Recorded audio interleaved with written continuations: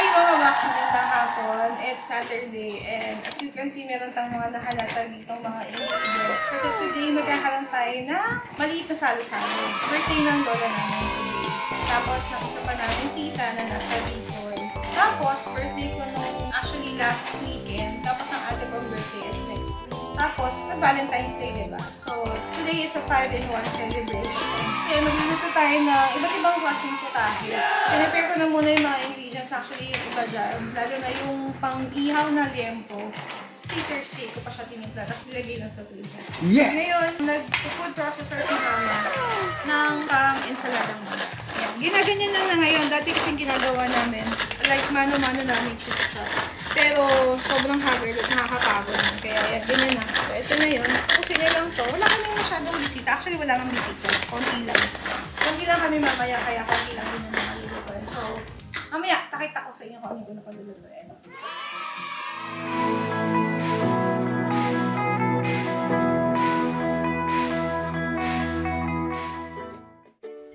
First dish that I'm making mga box is salted egg chicken wings.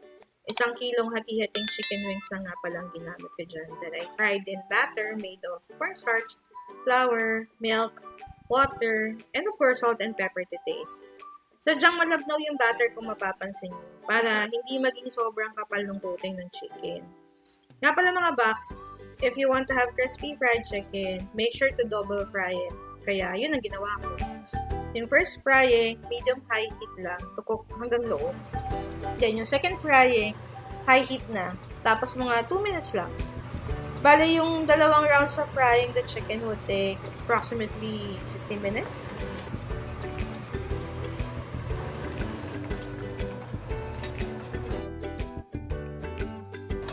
Usually, people would use curry leaves to the salted egg powder for the flavoring. But since wala akong curry leaves, basil na lang ang pinry ko, then dinuro ko dun sa powder. Mekos-mekos lang, then shinake ko na yan with the chicken. Yung salted egg powder nga pala na ginamit ko dyan mga box, binili ko lang yan sa online seller sa marketplace.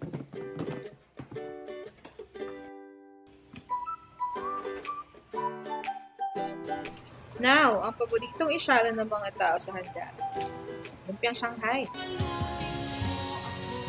Na nakatoka kay ate kasi paborito niyang magbalot niyan every time may piging dito sa bahay. Nice. Never kami nagluto ng store-bought kasi mas masarap pa din ang timpla ni Mother Earth sa mga pinipili sa labas.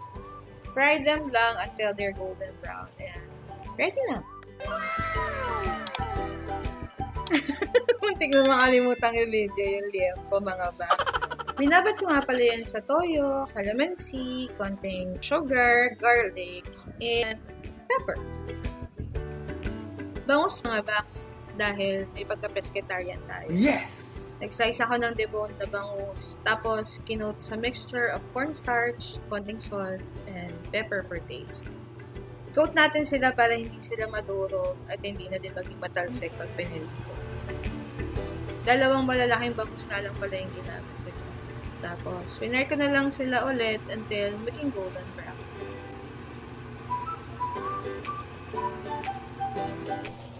I've set aside yung fried slices ng bangus. After that, nag-prepare ako ng panggawa ng sauce. May minced garlic na ako, so nag-slice na lang ako ng white onion.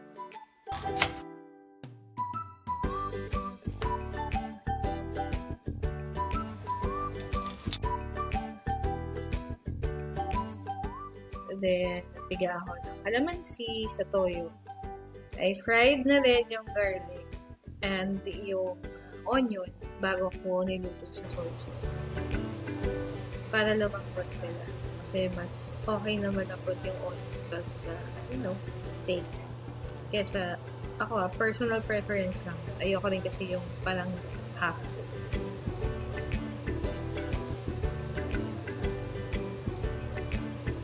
Tapos, after kong ilagay yung soy sauce, ayan, bubudburan na natin siya ng pepper. Tapos, papakuloyin natin siya for like 1 minute.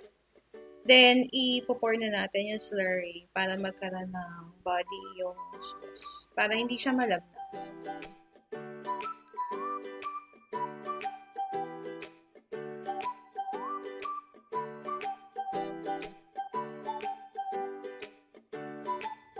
And once the sauce is done, plating na tayo along with the fried fish.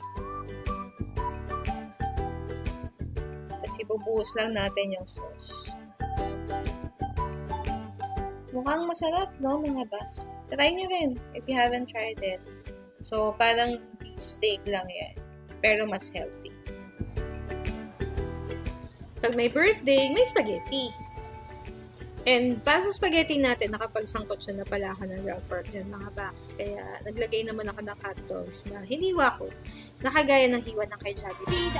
After ng konting halo, tinimplan ko naman ng black pepper powder and oregano yung sauce natin, mga baks. Medyo nagdadalayan ako dyan, kaya nag-add ako ng 1/4 bar ng butter.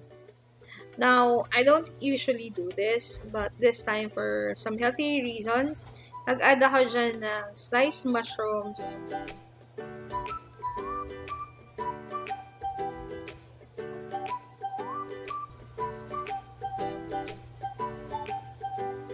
and bell pepper.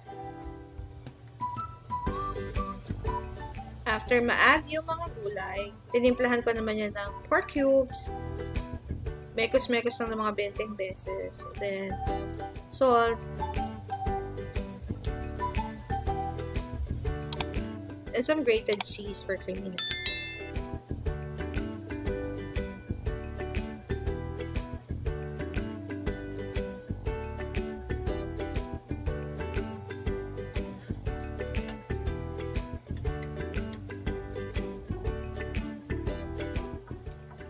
Megos again ng medyo pa-cute. Then, last na ilalagay natin is yung sauce.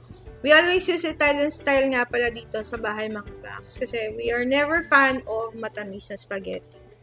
In fact, meron pang natira ditong konti dito sa lalagyan. Natira to nung nagluto si Ate Che ng merienda.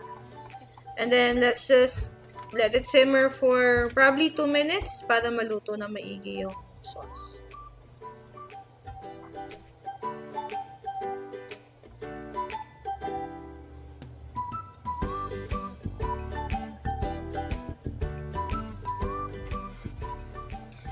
Okay na tong sauce, mga baks. Tabi muna natin while we cook our pasta. As early as now, I'd like to apologize to all our Italian viewers and friends for committing a mortal sin. Mamma mia!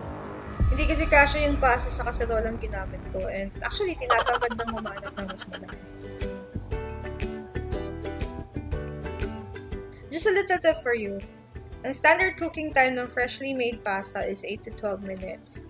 Pag store-bought, dapat 1 minute less than the package instructions. Kaya nga, mga baks, make sure na hindi lalampas sa 10 minutes ang pagluto nyo ng pasta para al dente pa din.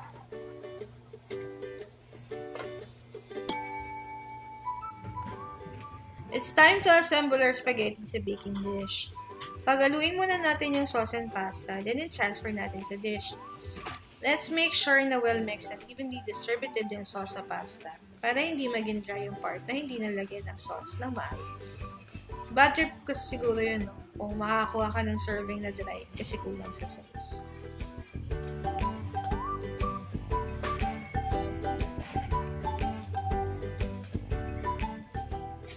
Nilagyan ko na maraming cheese bago ko ipasok sa oven, mga baks. No set time for baking this nga pala. Basta mag-brown na yung cheese, okay na yan. Just make sure na hindi matotong kasi magiging matigas yung top ng spaghetti niyo pag natotong yan.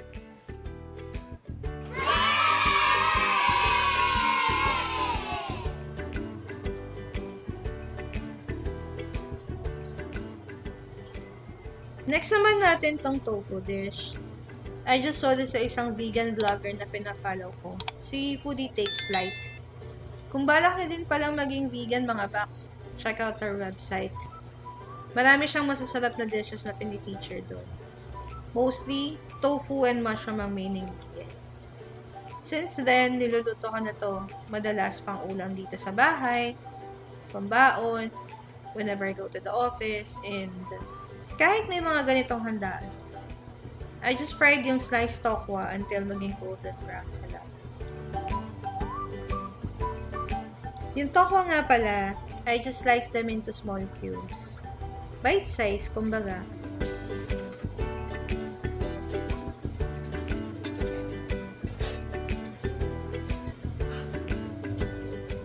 Bale, 2 batches ng ganito karaming toko ang pinirito ko. Then, I set them aside. I just made sure that they are crispy, but not dry.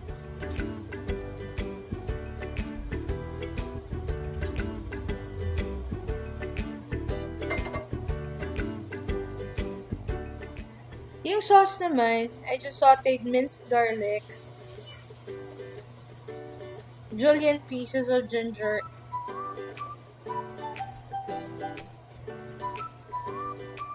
bell peppers, until lumabas yung aroma nila. Nice. Then, pinuhos ko na yung liquid mixture of light soy sauce, mirin, cooking wine, and sesame oil. After mag-simmer niyang sauce na yan, I added slurry din to make it thick. Tapos, pakulin lang din natin ng konti and add some pepper flakes for a little kick. Pag okay na yung sauce, ihalo na natin yung tofu. Let's put green onions as well and roasted sesame seeds for aesthetic purposes.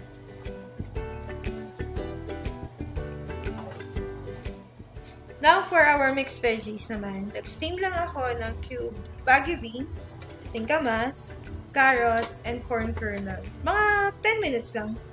Tapos, nag-melt ulit ako ng butter. Then, sinangkot na ako ng very light yung mga steamed vegetables for a minute.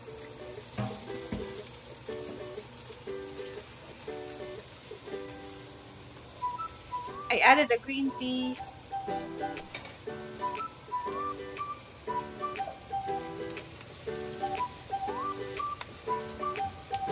dash of garlic powder, pepper powder, and salt to taste. Mekos-mekos ng konti. I added butter ulit kasi medyo may kulang.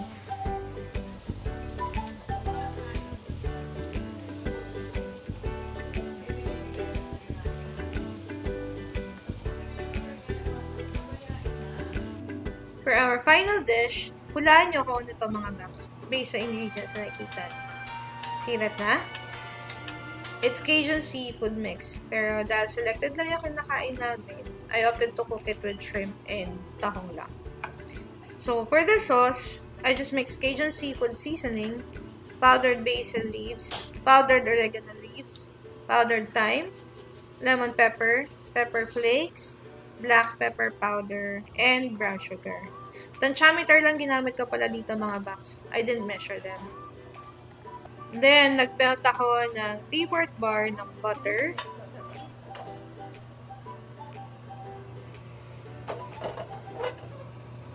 And added 2 cups of olive oil.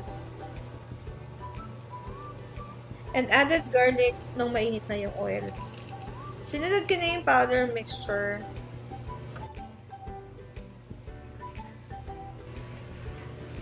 Then, yung shrimp. Tapos, medyo, nung orange na sila, nilagay ko na yung steamed tahong.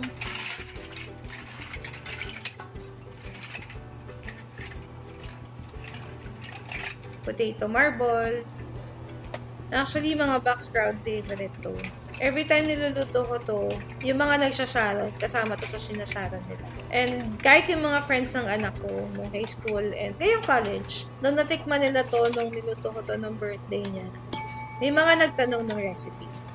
Kaya mula na nag-start ako lutuin to, hindi na to nawawala sa mga gathering namin ng family.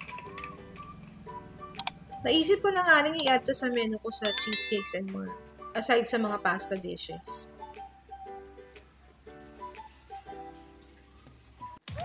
Dinner served mga box. Konti-konti lang yung niluto ko, pero mukhang marami din. Okay, ayan na nga mga box. After 7 hours, almost. Natapos din lahat yung niluto kong handa for tonight. So, maya-maya kakain na tayo kasi meron na tayong mga bisita. Dalawang mga dalagita. Sila yung mga kapatid ko lang. Okay, so, kaya sila nandito dahil birthday ng nanay nila. So, kanina nagpunta kami sa cemetery. Kaya kakain na, ito na yung handa. Hindi ko alam kung may mga dadating pang ibang tao. Nag-invite ako ng ibang kaibigan, pero hindi ko alam kung makakalating sila. Anyway, ayan, I hope you like all the food. Pinakita ko naman yung video kung paano ko niluluto yung mga yan. Nakakapagod, pero syempre masaya ako lalo na pag nakita kong buo na yung table.